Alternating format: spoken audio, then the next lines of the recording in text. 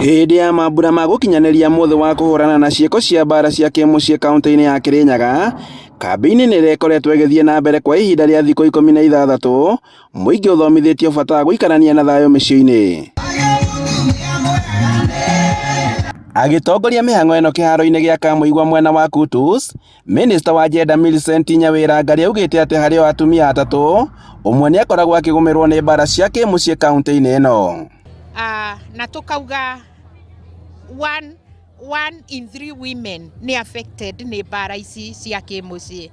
At the same time itira affect o atumia, ona athuri no mara affectwo, ni marahũrwo, ni marekwo maũndũ moru, na tukauga that is why we are saying we should unite both women and men nigetha tuge no to gender based violence. Ndari augĩte atĩ ta thirikari ya kaunti nĩ matacũkĩtie makinya ma kũhukia ciĩko ici, ta gũthomithia maabitha arĩa megũthiĩ matũũra-inĩ na gũthomithia aikari bata wa kũnina mbaara cia mĩciĩ. Thirikari ya kaunti, ya national government, wananchi tunyitane, nĩ tũnyitanĩire nigetha tumenye ũrĩa maũndũ aya megũthira, tucoke tu invest. Rĩu gwaku mũciĩ kũngĩthũka, society nĩ yathũka, kanitha nĩ yathũka, na bũrũri nĩ wathũka. Koguo tũrũgame ithuothe twĩnyitie nĩguo kwagĩra.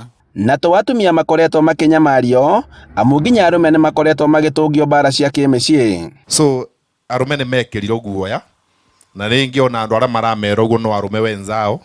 So I think the police force nĩ yagĩrĩirwo nayo yethe njĩra njega mũno ya gũteithia mbaara cia mĩciĩ, especially iria affect arũme, tondũ arũme no mena thĩna mũno. Another enemy ya mũndũrũme nĩ njovi, na nĩ ĩrarete mbaara mĩciĩ.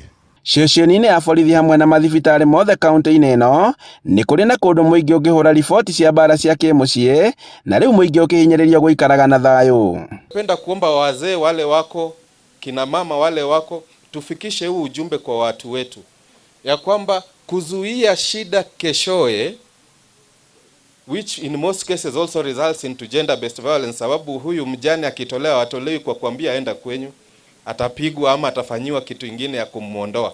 Ndũmĩrĩri ya mwaka ũyũ arĩ kũrehe hamwe andũ othe na kũgirĩrĩria ngucanio na mbaara cia kĩmũciĩ, rĩu atumia kaunti-inĩ ya Kirinyaga makĩnyitĩrĩrwo kũgeria tabarĩra itiganĩte.